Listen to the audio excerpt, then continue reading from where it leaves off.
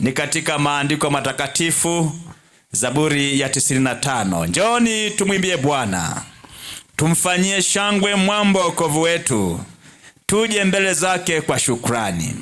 Tumfanyie shangwe kwa zaburi, kwa kuwa Bwana ni Mungu mkuu na mfalme mkuu juu ya miungu yote. Mikononi mwake zimo bonde za dunia, hata vilele vya milima ni vyake. Bahari pia ni yake, maana ndiye aliyeifanya, na mikono yake iliumba nchi kavu. Njoni tuabudu, tusujudu, tupige magoti mbele za Bwana aliyetuumba, kwa maana ndiye Mungu wetu na sisi tu watu wa malisho yake. Ingekuwa heri leo muisikie sauti ya Bwana. Tuombe. Baba na Mungu wetu, saa imefika tena jioni hii, kama ambavyo umekuwa mwema kwetu tangu mianzo ya mikutano hii. Njoo useme nasi tena masaa haya ya alasiri na jioni ya leo, maana tuko tayari kuisikia sauti yako, katika jina la Yesu, amina. Waimbaji wa Kamnyonge, asante kwa hubiri la kwanza. Bwana wabariki sana. Somo letu linasema katika kusubiri epuka njia Kaini. Hilo ndilo somo letu la leo, chini ya mada kuu ya kambi inayosema nitakwenda nikimsubiri nani? Nikimsubiri Yesu. Kwa hiyo katika kwenda tukimsubiri Yesu, lazima tuepuke njia ya nani? Njia ya Kaini. Hili somo limejengwa kitabu cha Yuda 5. Fungua pamoja nami. Kwamba tena napenda kuwakumbusha, ijapokuwa mmekwisha kujua haya yote, ya kwamba Bwana akisha kuokoa watu katika nchi ya Misri, aliwaangamiza baadaye wale wasiofanya nini? Wasioamini. Yuda 11 umefika. Anasema ole wao, kwa sababu walikwenda katika njia ya nani? Na Yuda ameanza kutukumbusha. Anatukumbusha, maana si kwamba hatujui, tunaelewa. Na ndio maana Yuda anasema nawakumbusha, maana mnaelewa ninyi wa Sabato. Nini ambacho hamkijui? Mnaelewa. Na leo Yuda amesema nini? Nawakumbusha, Bwana aliokoa Israeli kutoka nchi ya Misri. Tunajua walisafiri, lakini hatimaye hawakufika Kanani, waliangamizwa. Kwa hiyo Yuda anawakumbusha, walipofika katika jangwa la Kadeshi Barnea, mahali ambapo walishindwa kuvuka, mahali ambapo waliwatumwa wapelelezi 12 kwenda kupeleleza nchi, lakini 2 tu walileta taarifa njema, wengine 10 walileta taarifa mbaya, na pale Kadeshi Barnea ndipo walipoangamizwa. Yuda anawakumbusha kwamba waliangamia. Anawakumbusha, mnayajua yote hayo. Kwa nini? Ole wao, kwa sababu walikwenda kwa njia ya Kaini. Sasa who is Kaini? Kaini nani? Wale mnaandika Mwanzo sura ya 4, anaelezwa Kaini kama mwana wa kwanza wa mzee Adam na Hawa. Na unapoangalia kitabu cha Mwanzo sura ya 4 mstari wa kwanza, kuna maelezo ya mwisho ambayo anayasema, Hawa anasema pamoja na familia yake kwamba nimempata mtoto mwanaume kwa nani? Kwa Bwana. Kwa hiyo kumbe Hawa alipokuwa anapata mtoto huyu Kaini, aliona ni baraka amempata kutoka kwa Bwana. Na ngoja niwaambie wapendwa wanakambi ya kwamba kwa hali ya kawaida wazazi wanafurahia kupata watoto, si ndio? Si ndio? Tena niwaulize tu wazazi mlioko hapa, huwa mnafurahia kupata watoto wa kiume au wa kike? Kusema kweli, kwa mazingira ya Kiafrika, mkipata wanaume nasema tumepata mrithi. Ukweli uongo? Ukweli uongo? Sasa hapa napo familia hii walipokuwa wamepata mtoto walifurahia, wakasema tumepata mtoto wa nini? Wa kiume. Wazazi wanahitaji, walitarajia vitu vizuri kutoka kwa watoto wao. Walikuwa na matarajio kwa mtoto wao Kaini. Hivyo ndivyo Adam na Hawa ambavyo walikuwa wanatarajia kwamba huyu mtoto angekuwa ni mtoto mwema, angekuwa ni mtoto Masihi.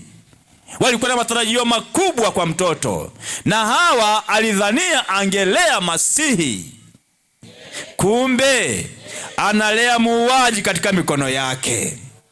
Maana huyu mtoto ambaye alisema nimempata kwa Bwana hakubaki kuwa mtoto kwa Bwana. Baadaye alibadilika akawa mtu gani? Muuaji. Wazazi mlioko hapa, yawezekana wapo wauaji ambao mmewalea bila kujua. Hawa pia alilea na Adamu bila kujua kwamba mtoto wake atakuja wewe muuaji baadaye. Sikiliza, watu wanapozaliwa wakati fulani ndani ya kanisa kwa njia ya maji mengi, wakati fulani kwa njia ya ubatizo wa Roho, kanisa huwa linatarajia, linafurahia ya kwamba tumepata watu wema. Kweli au uongo?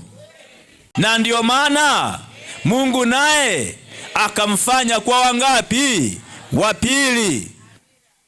Kwa hiyo naomba niwatie moyo wanakambi wenzangu, ni hasara wakati fulani kumfanya Mungu kuwa wa pili. Katika makambi haya naomba tumfanye Mungu kuwa kwanza katika kila jambo.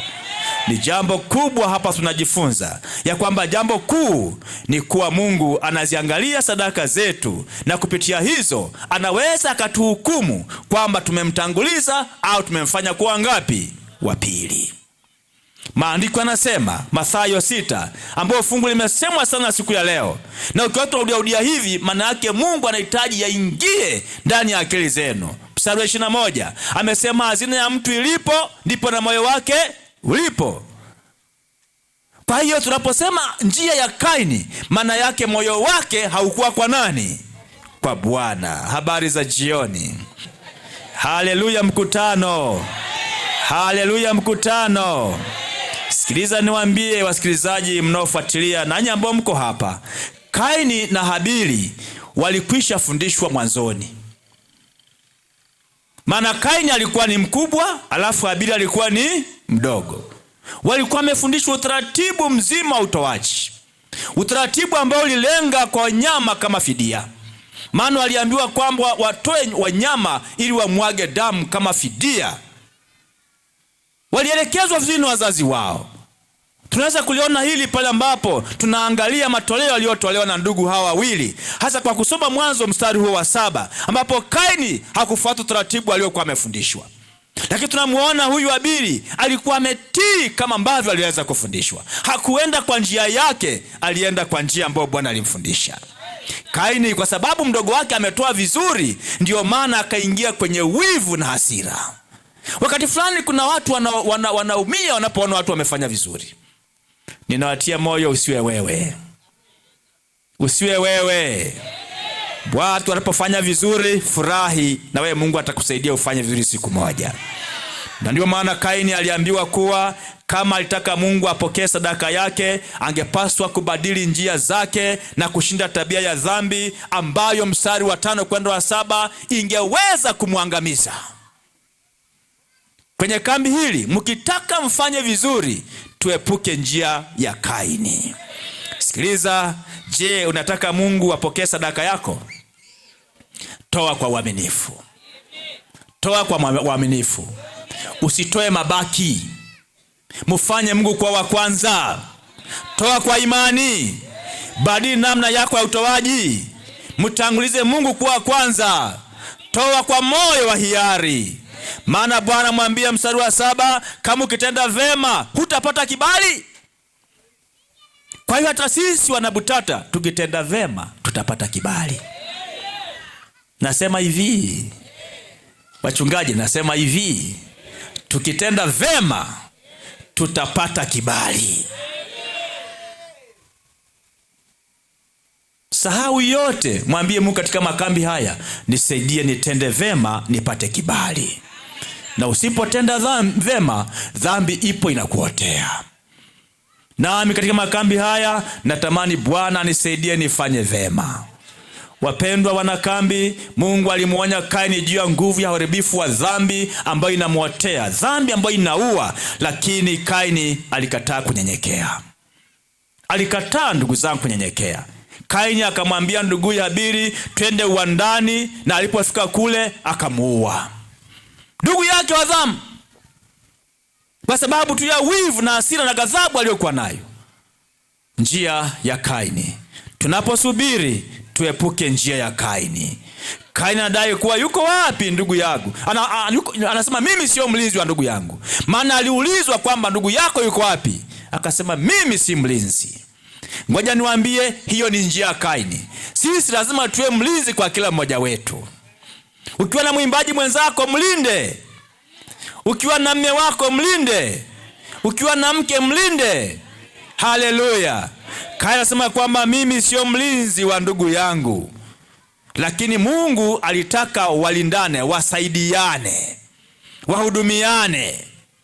Epuka njia ya Kaini. Kwa hiyo kama adhabu yake, Biblia imetuambia kwamba Kaini kwa sababu hiyo ya uuaji alifukuzwa na Mungu. Sitamani Mungu awafukuze katika kanisa hili. Natamani Mungu atupokee kama wana na binti zake. Njia ya Kaini, unakumbuka siku ile ulipoacha kutoa zaka, uliendea njia nani? Ya Kaini. Siku ile ulipomfanya Mungu kuwa pili, uliendea njia nani? Ya Kaini. Siku ulipotoa kwa msisimuko tu, wewe uliendea njia nani? Ya Kaini. Unapokuwa na wivu na hasira, unaipitia njia nani? Ya Kaini. Unaposhindwa kuwa mnyenyekevu, wewe unapitia njia nani? Ya Kaini. Siku ambapo ulitoa lakini ukiwa unaumia ndani ya moyo kwa lawama, ulikwenda kwa njia nani? Ya Kaini. Na hivyo elewa kwamba mfumo wa utoaji wa dhabihu ulianzishwa na Mungu mwenyewe na unamtukuza Mungu. Tufuate mpango wa Mungu.